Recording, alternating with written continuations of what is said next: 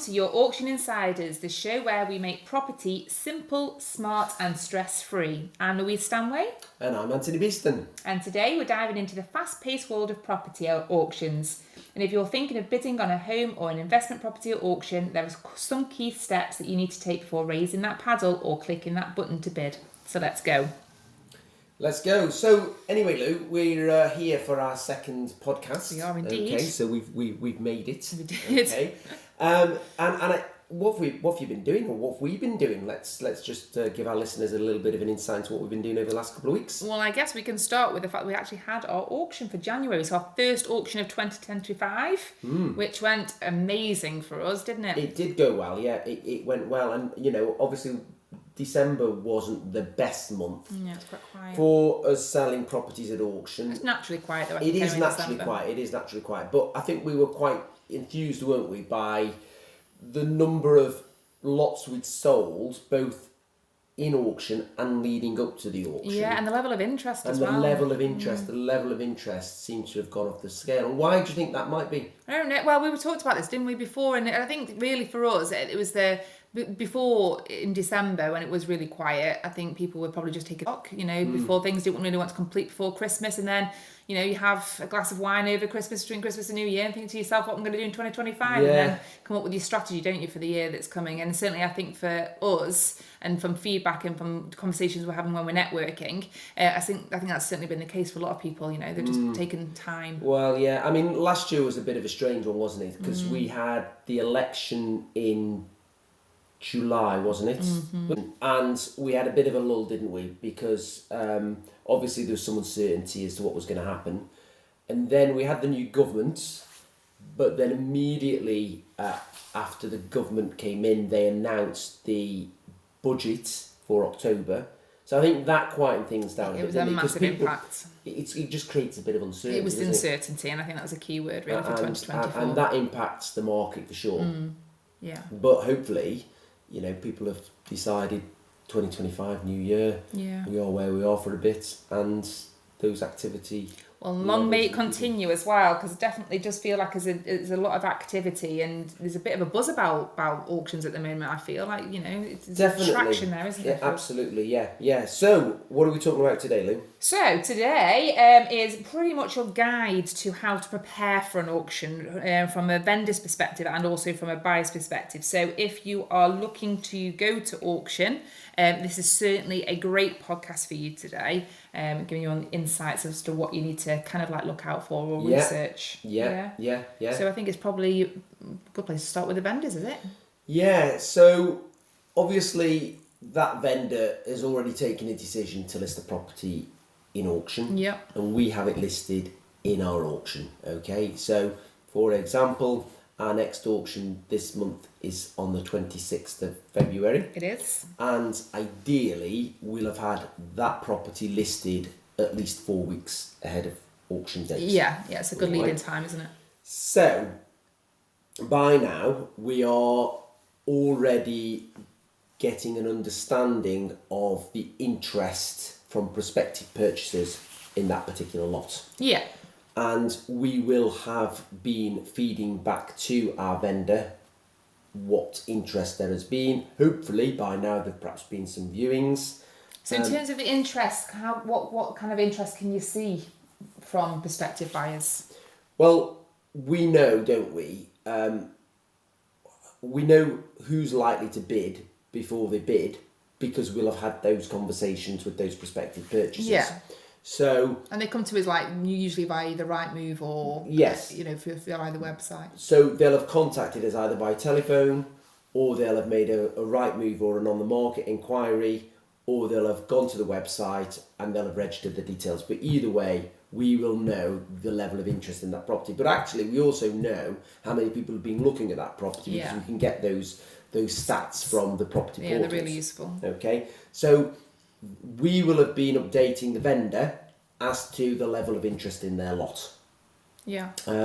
Which is important, because quite often vendors assume that the auction will run as they used to do in a room whereby you just genuinely didn't know what level of interest you were going to generate until auction night Yeah. when the bidding started. But of course, nowadays we know way before what interest we're getting, whether we're likely to sell, and you know, get an idea of where we think that price will sit at. It's good actually, because it just means that we can start that conversation really as well with the vendors, just to let them know where we're at. Because with ours, it's almost like a buyer almost looks at a footprint, don't they? Whether or not they're it's good either opening, you know, looking at the legal pack, or they've just made a general inquiry, or if they've been to view the property, so we can see at what level people are at before it goes to auction. Can't Yeah. And in terms of sort of preparing for the auction, we need to make sure that that pack's ready. So you mentioned the auction pack. We spoke about that last time, but that's the information that buyers will want to review before they place a bid or they make a pre-auction offer. Yeah. So we will be encouraging our vendor clients to be in contact with their solicitors, Yep. so that that pack is complete ahead of the auction. Yeah. And you know, if there are any documents outstanding, they need to be chasing up the solicitor so that we've got that complete Yeah, pack. the more information, the better, isn't it? Really. The more information, the better. Yeah, because remember that the buyers they're doing their own due diligence, aren't they, ahead of making and they're an relying offer, on that, aren't and they? they're relying upon it. And if the pack's incomplete, they're either not going to bid, or you're going to have a smaller pool of prospective bidders. Yeah. Because that information's not, Yeah, I agree. not there. Okay. And then in terms of, you know, getting ready, hopefully there'll be viewings, because we do undertake viewings for properties sold by auction. Yeah. I as mean, any people are investing estate a lot of money, agent aren't would. they? Really, they want to go and see it. So the home needs to be ready. They need to be prepared, often at short notice, for people coming round and having a look. Yeah. And I think they also need to turn their mind to whether or not they are prepared to consider offers made by prospective buyers pre-auction. Yeah. Because quite often, as you know, we'll get calls from people who are interested in the property, but they don't want to wait for auction night to place a bid. So we will be having that conversation with our clients to ask them whether or not they would be prepared to consider pre-auction offers, and if so, at what sort of level. Yeah. We'll always guide them, of I was course, gonna but say, yeah, based we upon the guide level them. of interest. Yeah, you know, that's it. so if we know there's a lot of people registered, Yeah. we've had lots of inquiries, we're reasonably confident at that point that it's gonna sell, it's gonna meet the reserve, it's probably gonna go higher. Yes. But for those properties that perhaps haven't had that same level of interest, that's a conversation we'll be having. Or with the that vendor's vendor. motivated enough to want to go before Yeah. and not wait. Yeah, Yeah. absolutely. Yeah. That's what just shows the flexibility that we have there, doesn't it, really, with our auctions, I think. And that, it goes back to what we said last time, it's about that ongoing discussion. It's Yeah. not simply a case of a vendor gives us a property to list at auction and then we don't speak to them until auction day. Yeah. These conversations we're having all the time. Yeah, absolutely. And only with this, I mean, the stats in particular as well, it just makes everybody, well, it means we can make an informed decision. Yes, we Yeah. do. Yeah. Yeah. So yeah, I think that's what I'd be talking to vendors about in terms of ahead of the auction. Yeah, And then same. what they can also do is, as they can register their own interest in their own property, they can watch that property so that they are not necessarily aware of who's registered to bid, because that's only known to us as auctioneers, but they will know who's watching that property. Bit like on eBay, where you know you're looking at a particular product and you can see there are 10 other watchers. Yes. It's a similar process, isn't Yes. it? So they can you know engage in that themselves by watching, and they can obviously watch the auction when it's running live. Yeah. And then obviously they'll need to be on hand, won't they, at that point, really, just in case. Well, that's a good point, you know, Conversations, yeah. because quite often, you know, if we've got a reserve price and we've got bids, but we're not getting to that reserve towards the auction end time, there's a conversation to be had, isn't there, about, look, do you want to reduce your reserve, which is likely to mean you're going to definitely secure that sale. Yeah, exactly. And again, it's just about all making that informed choice, isn't it, from the vendor's Informed choice. perspective? Yeah. So I'm guessing key takes then from that is that for a vendor, make sure you're liaising with your solicitor, getting that legal pack done in time, liaising with the auction house to make sure that everybody's on the same page in terms of getting familiar with the level of interest leading up to that auction. And then it is watching the auction on the day, Yeah. making sure that you are there and available should we need to contact you really to try and get you a secure deal over. And hopefully, once the auction's ended, it's a conversation that we're having. We've sold. Yeah. You know, so that's where we want to be, don't we? It is, absolutely. It's the name of the game. Yeah.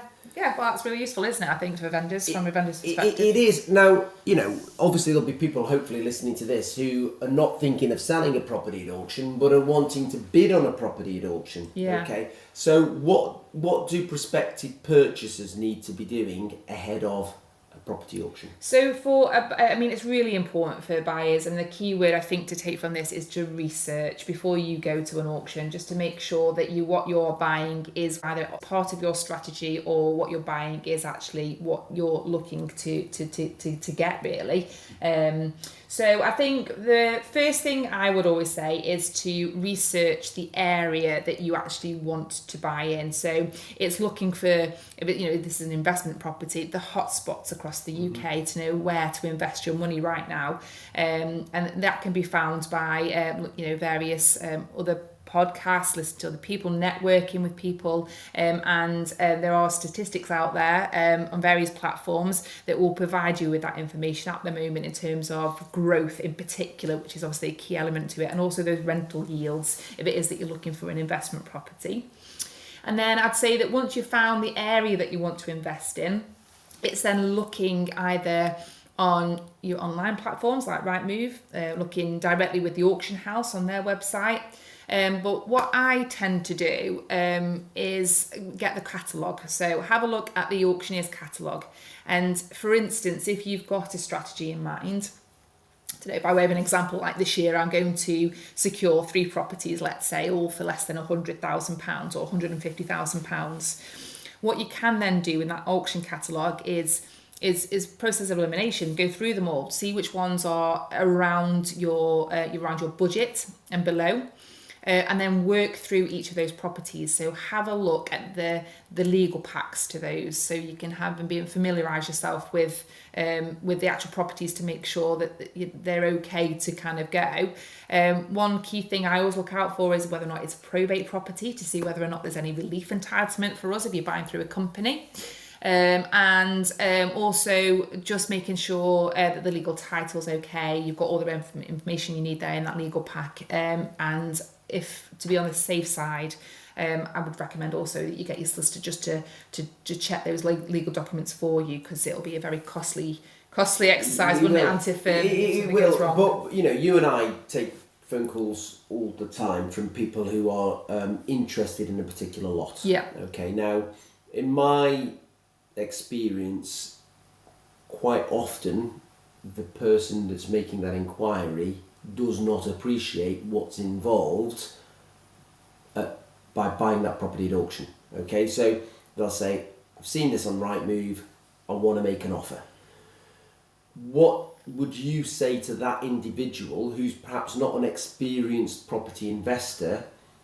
What do they need to do before they either make a pre-auction offer or registered bid on auction night? So I think at that stage it'll be offering them some guidance in terms of maybe as a first time person coming to auction, and again it would be making sure that this is the right property for you, that what you're looking for, to go through that legal pack, to get your solicitor to look through the legal pack, and then more importantly, if you're not a cash buyer and you need finance, is to make sure that you obviously are getting your finances in place before auction, because the key thing that we need to be making sure for anybody that comes to auction is that once they've either got their offer accepted or they've gone to auction and the hammer's gone down effectively, that they are then legally obliged to buy that property within a certain period. That's right. And again, I've lost count of the number of times an inquirer said to me, I've got an agreement in principle, so I can now proceed with that offer.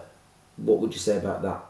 Which is great. I mean, it shows that you've got the affordability there, but what you'll need to make sure that your finances are in order, that an agreement in principle is just about affordability. It's not specific to that property. So you need to make sure that this particular auction property is mortgageable. if you're getting finance, Yeah. because again, once the hammer goes down, you're legally obliged to buy that property, and if you haven't got a mortgage in place, if you've got a plan B, if you've got bridging finance perhaps for the time being until you can make it mortgageable potentially. So yeah. And I know we will have those conversations with Absolutely. buyers. Yeah.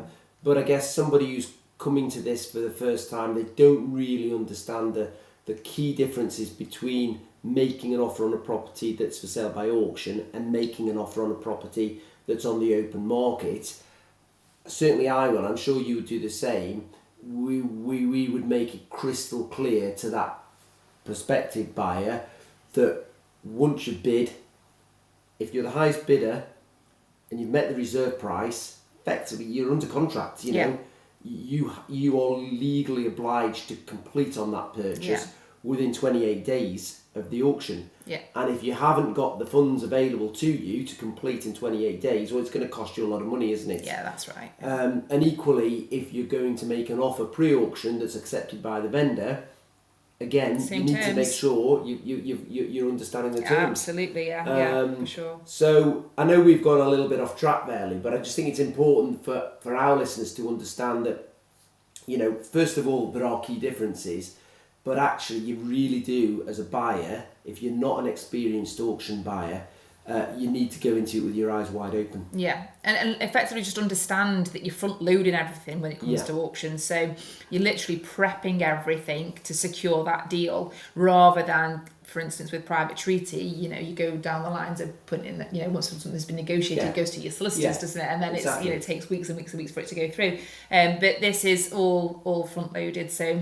you need to make sure that you've definitely got all your ducks in a row, your finances are in order, your solicitors review that legal pack for you, and that you're prepared to be committed at that stage. Yeah. And again, if you are serious about placing a bid, then you can't just phone up on the night and say, I want to bid on, you know, One High Street. You've got to be registered, haven't you? Yes. And if you're to register, what do you need to do? You know, what is it? So on our website, it's very easy. Probably takes about 4 or 5 minutes. Does it? And it doesn't take very long, does it? But it's a matter of creating an account for yourself, whereby you'd upload your identification, you confirm your details for yourself. We do an AML check, and you have to put something down. It's called a security deposit, and that enables us then to authorise you at auction. The security deposit varies for auction houses, but for us it's £2,000. If you are a successful bidder at auction, that £2,000 goes towards the buyer's premium. If you're not successful for whatever reason, then that money is automatically transferred back to you.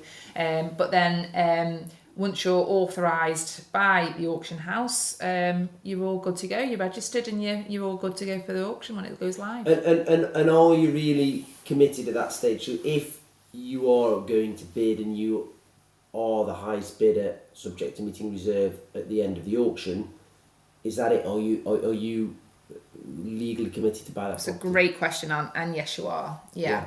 Once that time expires and you are the highest bidder, that it's a secured sale at that point. You know, contracts are exchanged. You have to then transfer the remaining part of the deposit, and if there's any more buyer's premium to pay, you have to pay that as well. But effectively, exchange is done. Yeah. So, do you think it's sensible for buyers who are considering bidding on a lot to have taken legal advice on the legal pack before they bid? Yes, because what you don't want to become is become unstuck once you've done it. Because if you're not prepared for this, it can be very costly. Which is why I think when we're saying about preparing for auction, it's the biggest part of it all, isn't it? Really, I know it's very exciting, and you can get a bit carried away sometimes, can't you? But you know, it's just that it's all in the preparation. So making sure that you are good, willing, and able to go once that hammer falls down. Really. Yeah. So just rolling back where we started this. So we've been looking at what a vendor and what a purchaser should be doing before auction. And I guess the message to take away from it's preparation, isn't it? Preparation. For both sides. And I think for buyers, another key element to it as well is knowing your budget.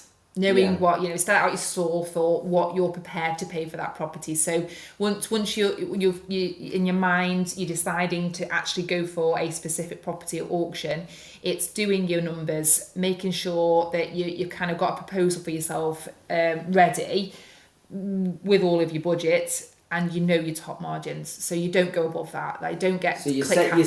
yourself a limit. Yeah, absolutely. And you're disciplined enough to know that when that limit's reached, that's it. I have been there though, and I have to say, as good as it's, as sound advice as it is, I always do give myself a little bit of contingency, just because you just know what it's like. Because sometimes you can get into either in room or on live at auction, on the website, and there is an element that you probably might go slightly over.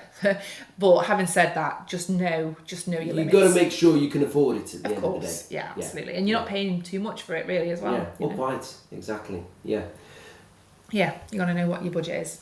Thanks, Lou. No, that's really helpful. And listening to what you've had to say, is the key takeaways for me is it's all about the prep. Yeah.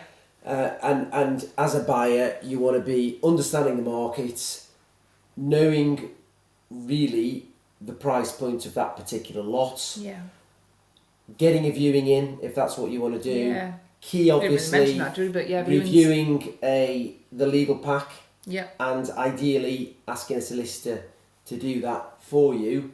And then if you're still happy to be placing a bid on that property, it's a case of knowing what you need to do to register, where your limits, your bidding limit is. Yeah, that's it. And then effectively what you're getting yourself into if you're the successful bidder on auction day. Yeah, go into it with your eyes wide open. Eyes wide open. But no, that's really helpful. Yeah, Thanks brilliant. for that. No, that's great.